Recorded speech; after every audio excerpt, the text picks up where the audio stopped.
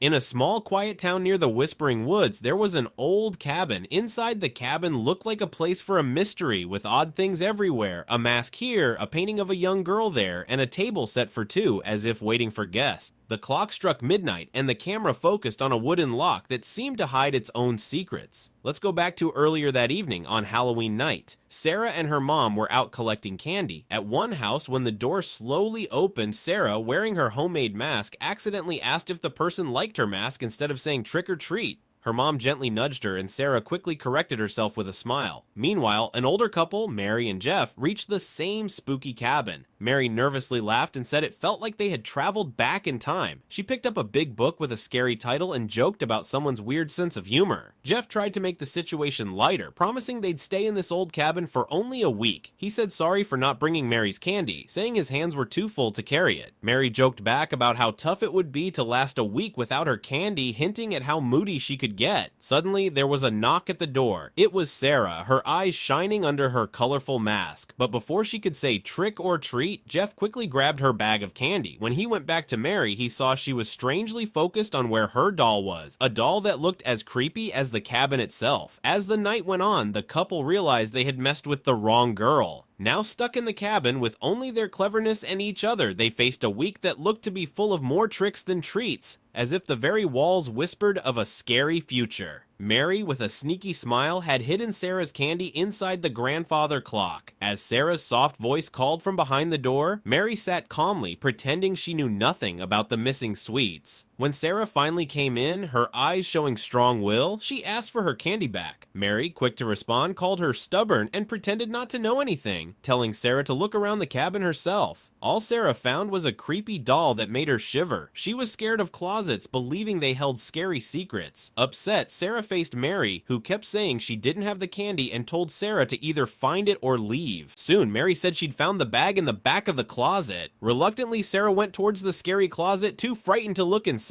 Seizing the moment, Mary pushed her towards the dark inside, insisting she check it or leave. Sarah's fear grew, thinking something scary might be inside. With a scary laugh, Mary joked that Sarah was the only one in the closet. Before Sarah could do anything, Jeff quickly closed the door, trapping her inside. He even leaned against the door, stopping her from getting out. From inside, Sarah's voice became desperate, offering her candy for her freedom. Then a scream and the sound of the door shaking made Jeff fall away from his spot by the door. The quiet was broken by a whisper that seemed to move through the cabin, making Mary stand up. It sounded like Sarah, lost and calling out. Near Mary, a scary mask on the wall caught her eye, and she asked Jeff if he had seen Sarah. Jeff, looking worried, said he had seen a light in the bedroom earlier, hinting Sarah might be there. The night turned even stranger when Mary, pointing to a mask like the one Sarah had made, said the girl had made another. Just then, a shadow ran past, wearing a similar mask, adding to the night's scary mystery. Jeff shared his discomfort with the mask, saying they seemed to get scarier every minute. Mary, however, was more worried about their situation, upset that Sarah had put the mask too close for comfort, even though the first one hadn't seemed so bad. According to Jeff, weird things were happening more often, each one more creepy than the last. Mary, now really curious, looked at a second mask, which she found even scarier than the first, saying it looked like a fish. But her real fear was about something even weirder than the mask. Jeff, sounding nervous, said he had once seen Mary without her mask, a view he found really unsettling, but Mary quickly changed the subject. Their talk then shifted when Jeff brought up a scary moment involving Sarah and Mary's doll. He talked about how Sarah had tried to pull Mary into the closet just days before, asking where Jeff had been during that scary time. Mary replied shortly, "Gone, like always." Now with a different book about masks, not the one they found when they arrived, Mary looked for answers. The book explained how masks show what someone is thinking deep down, how colors can change moods, and how people listen to their inner thoughts. Yet, it didn't explain why Sarah was so mad at them or what she was trying to say. The simple idea that locking someone in a closet could make them angry didn't occur to them. As they thought about these things, the closet door started to open by itself. Jeff, shocked, said he had found her. Mary, trying to avoid the issue,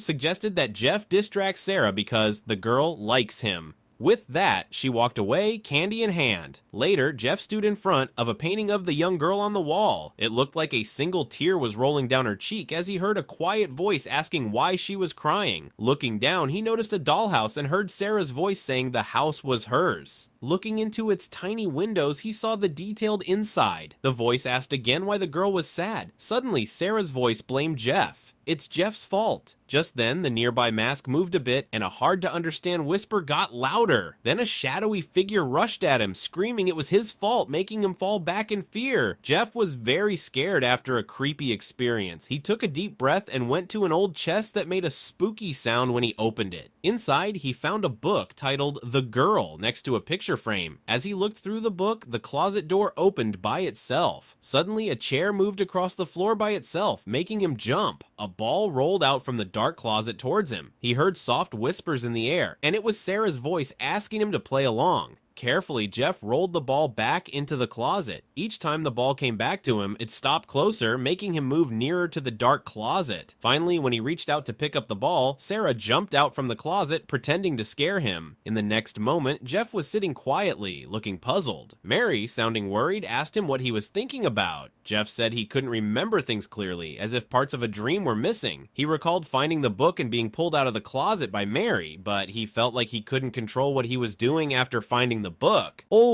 When Mary asked him whose influence he was under, Jeff couldn't answer. He walked over to look at a scary mask on the wall, trying to understand his unclear memories. In a tense moment, he tried to take some candy from Mary, but she didn't let him have it. Strangely, as soon as she talked about the book, it appeared on the table as if by magic. Giving the book to Mary, Jeff noticed it had pictures of people crying, the first one looking a lot like the painting of the crying girl on the wall. Everything in the room seemed strangely linked to the pictures in the book. Mary kept asking Jeff what made him go towards the closet. Jeff had a hard time remembering, only knowing about it because Mary told him. After giving him the book back, Mary casually said that dinner was ready, even though Jeff didn't remember her cooking anything. Mary and Jeff faced a new strange twist. The stove stopped working, and both found they couldn't taste anything. Mary, who usually loved sweets, didn't enjoy Sarah's candy at all. With a sigh, she went to serve what looked like dinner, only to find a fancy table set out of nowhere. Neither of them commented on the sudden change around them. Jeff looked around and asked where Sarah was, but Mary was distracted by a new scary mask on the wall that looked like a demon, the scariest one yet. When she lifted the lid from the serving dish, she found a book called Living with Our Demons instead of food. Jeff ignored it, saying he hadn't felt hungry for some time. As Mary looked through the book's sad and dark pages, she thought the author might have once stayed in their cabin because he wrote about it so clearly. Meanwhile, the camera showed Sarah, her mask blending with the wall, until she moved away quietly. Mary read a poem from the book out loud. The verse talked about a repeating sense of familiarity, of wearing masks and showing faces of people who were wronged like eerie pictures. Skeletons seemed to move in the shadows as the poem talked about being stuck in a loop where a devil's whispers lead people off track, his presence both sharp and hard to catch. When she finished the poem, Mary felt a chill, realizing the writers were them, caught in a scary poem they had created themselves. Suddenly, she noticed Jeff was gone. In a panic, she knocked 2 candies from the table to the floor and bent to pick them up. Just then, a shadowy figure rushed past, making her shiver. Scared, Mary called out for Jeff. A spooky voice from the shadows answered, "Find him!"